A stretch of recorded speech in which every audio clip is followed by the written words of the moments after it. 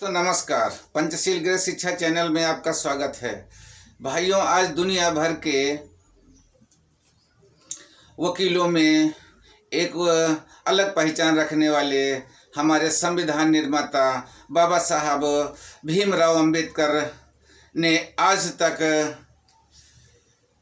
किसी भी मंदिर में घंटा नहीं बजाया है। लेकिन भाइयों, उनके ज्ञान से और उनके जो समाज के लिए संविधान दिया है, उसके जरिए से पूरी दुनिया में उनका घंटा बज रहा है। लेकिन भाइयों, आज शूद्र वर्ण के आदमी जब तक मंदिरों में घंटा नहीं बजाते हैं, तब तक उन्हें आत्मीय विश्वास नहीं होता है कि हम मनुष्य हैं। लेकिन वह मनुष्य इस तरीके से हैं, जब मंदिर में जाते हैं और धक्का खाते हैं, मारे जाते हैं, शूद्र वर्ण शूद्र शब्द से वहाँ पे अपमानित किए जाते हैं, तब भाइयों वो वहाँ पे रोते हुए आते हैं और कहते हैं कि भाइयों, हमारा अपमान हुआ है, हमें मंदिर में नहीं जाने दिया जाता है, इसके लिए हमें लड़ाई लड़नी चाहिए।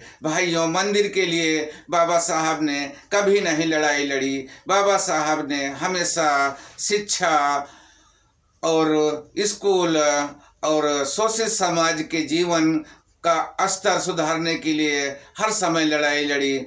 आज भाइयों, ऐसी व्यवस्था को हमारे शूद्र वर्ण के आदमी, शुद्ध वर्ण में भाइयों केवल चमार नहीं आते हैं, शुद्ध वर्ण में ब्राह्मण ठाकुर बनिया छोड़कर सारे लोग शूद्र आते हैं। और भाइयों, वे शूद्र कहने पर भी उनके अंदर आत्मीयता नहीं जागती है, तो ये तो बहुत बड़ी विडंबना है। लेकिन भाइयों, हमारे जस्टिस श्रीनिवास ओक साहब एक जगह पर न्यायालय की उद्घाटन कर रहे थे। उस समय उन्होंने कहा था, हमारे लिए संविधान की प्रस्तावना पूजनीय है। इसलिए पूजनीय है कि संविधान में लोकतंत्र को कायम रखने के लिए, लोकतंत्र को चलाने के लिए और हमें ये जो न्याय व्यवस्था करने के लिए हमें जस्टिस बनाया गया है, ये सब हमारे संविधान की देन है। संविधान जो हमारा लिखित हमें दिया गया है, अंग्रेजों के द्वारा लोग कहते हैं कि इसमें ऐसे शब्द दिए गए हैं। भाइयों, अंग्रेजों के द्वारा जो सम्मान शोषित समाजों को मिला है, उसके लिए जो पाखंडवादी व्यवस्था के लोग अंग्रेजों पर दोष देते हैं, लेकिन हमारे पढ़े लिखे लोग, शुद्ध वर्ण के लोग उन्हीं की बातों में आकर के अंग्रेजों पर दोष देते हैं। अंग्रेजों का अगर उपकार नहीं होता भाइयों, तो आज बाबा साहब जैसे लोगों के हाथ में कलम नहीं आती तो हमें आज बोलने की जुबान नहीं मिलती। भाइयों, जस्टिस साहब जब न्याय व्यवस्था में बोल रहे थे, न्यायालय का उद्घाटन कर रहे थे, उस समय वे मराठी भाषा में बोल रहे थे। भाइयों, हम उनका हिंदी तर्जुमा आपको बता रहे हैं। इस साल 26 नवंबर को हम बाबा साहब के संविधान द्वारा दिए गए संविधान को अपनाने के 75 वर्ष पूरा करेंगे। हमारे संविधान की प्रस्तावना में दो महत्वपूर्ण शब्द हैं, एक धर्मनिरपेक्ष और दूसरा लोकतंत्र। मेरा हमेशा मानना है कि न्यायिक प्रणाली का मूल संविधान है। मैं कुछ अप्रिय बात कहने जा रहा हूँ। मुझे लगता है कि ये हमें आधिकारिक न्यायिक कार्यक्रम के दौरान पूजा अर्चना व दीप जलाने जैसा अनुष्ठान बंद कर देना चाहिए।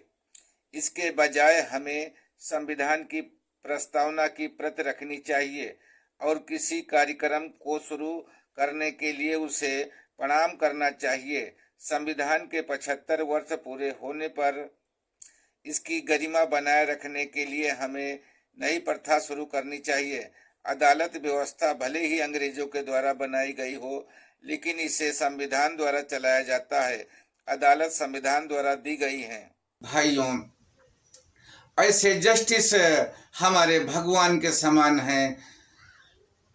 ये जस्टिस ब्राह्मण होते हुए भी शोषित समाज के लिए उनके अंदर दिल में एक दर्द झलका और उन्होंने ऐसे मौके पर ये शब्द बोले हैं जहाँ पर न्यायमूर्ति CJI चंद्रचूड़ साहब जैसे काफ़ी जस्टिस वहाँ पर मौजूद थे।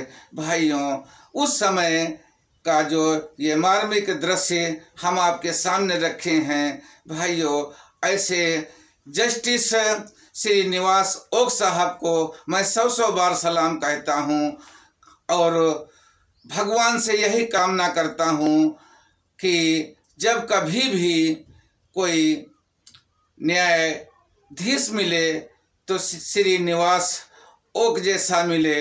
भाइयों, आपके विचार क्या हैं? ये हमारा वीडियो देखकर आप अपने विचार व्यक्त करिए। हमारे वीडियो को लाइक व शेयर व सब्सक्राइब करिए। आपके लाइक व शेयर सब्सक्राइब से हमें अपने में सुधार लाने व सच को सच बोलने की ताकत मिलती है। भाइयों, बहुत बहुत धन्यवाद आपको।